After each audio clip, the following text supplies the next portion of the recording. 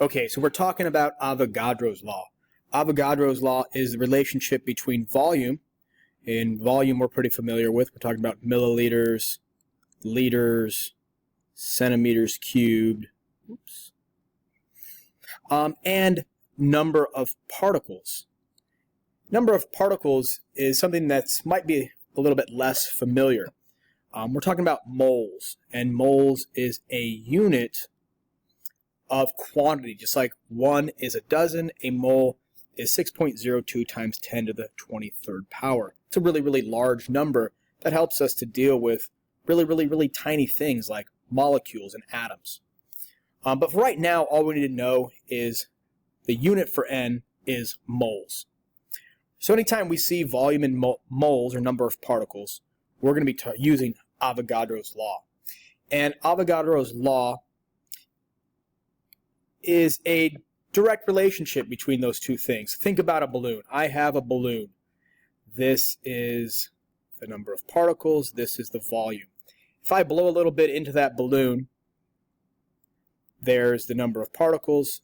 There's its volume. Right now I blow some more air into it. Well, the number of particles has increased and the volume is going to increase. That's pretty intuitive. So it's a direct relationship between number of particles and volume. One of the other things that Avogadro discovered in his work with gases, among many others, is the fact that if I have 1 mole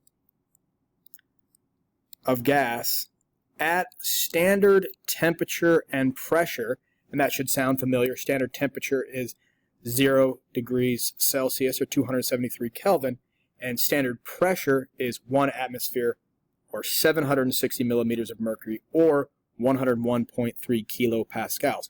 If I have a sample of gas, if I have 1 mole of that gas at standard temperature and pressure, the volume will equal 22.4 liters. That is extremely important. We need to know that.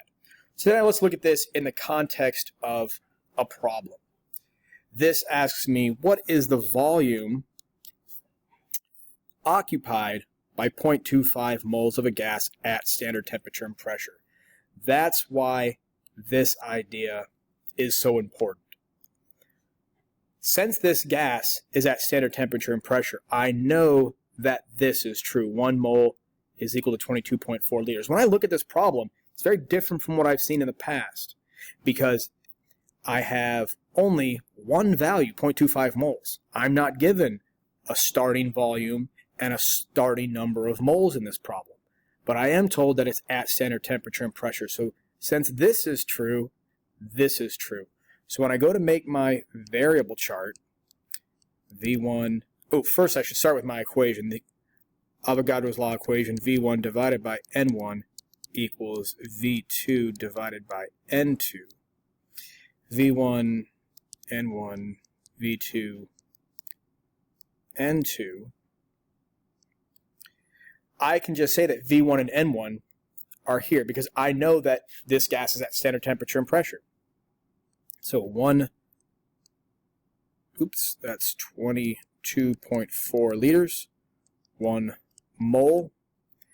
My given is 0.25 moles, so that's N2. And now I can just take those values and plug them in. So V1 is 22.4 divided by N1, which is 1, equals V2, which is my unknown,